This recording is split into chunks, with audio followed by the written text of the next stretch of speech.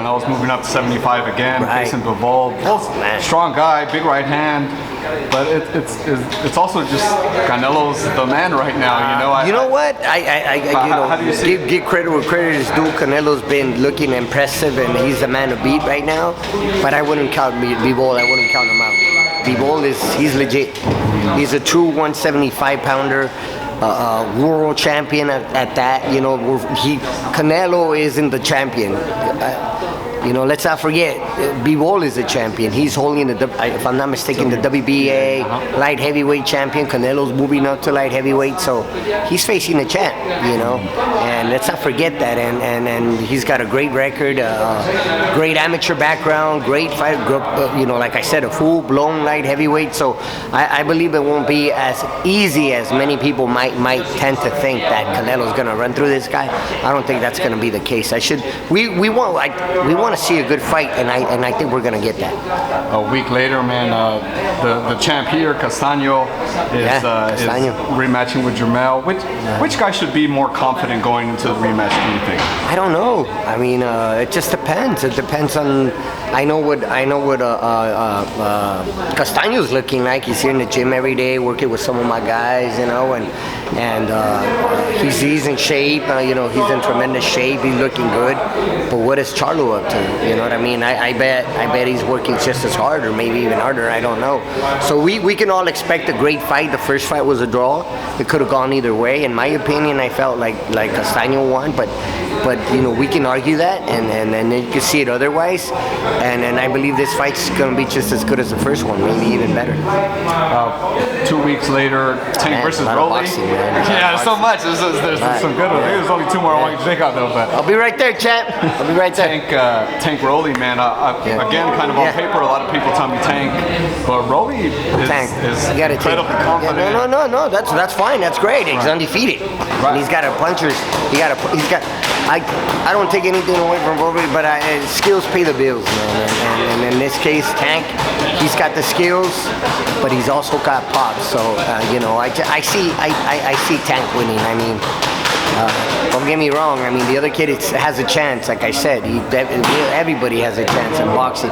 All it takes is one punch. But I would have to favor Tank in this one. And then a week later, man, Devin Haney's flying all the way down under to face Kambosos. Kambosos, I mean, people know what the deal is now, you know. After Teofimo, he can crack a little bit. He's volume punching fast.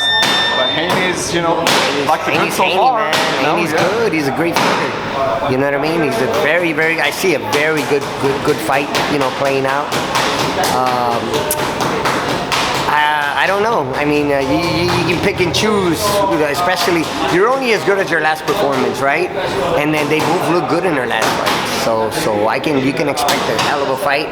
You know, obviously this kid Kambosos is gonna fight in Australia. He's gonna, you know, I'm sure he's going to have a packed house, stadium. It's not an arena, it's a stadium. It's a rugby stadium, if I'm not mistaken. So, yeah, I can expect for him to sell it out and have a sellout and have the support of the crowd. And obviously the time change, what is it, 16, 17 hour time difference, that plays a big role. And you know, he's going into the lines then, Devin Haney. So, you know, we'll see what he's got. But I believe it'll be a great fight nonetheless. Well, what do you got going on, Manny? I see we got Jamal Herring here. Jamal Herring is here now. He fights on May the 21st, and obviously Virgil should be coming back any day now, within the next couple of weeks or so. So we're looking at hopefully July, and we got a bunch of kids we're working with. You saw some of our female boxers training here. It's just we had a packed house today. We have a packed house every day,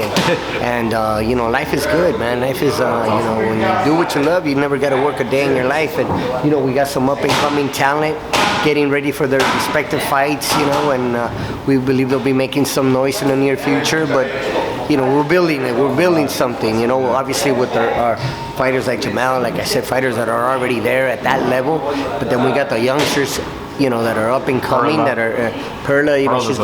She's a beast. She's going to the Nationals next week in Cleveland, Ohio. And we're busy.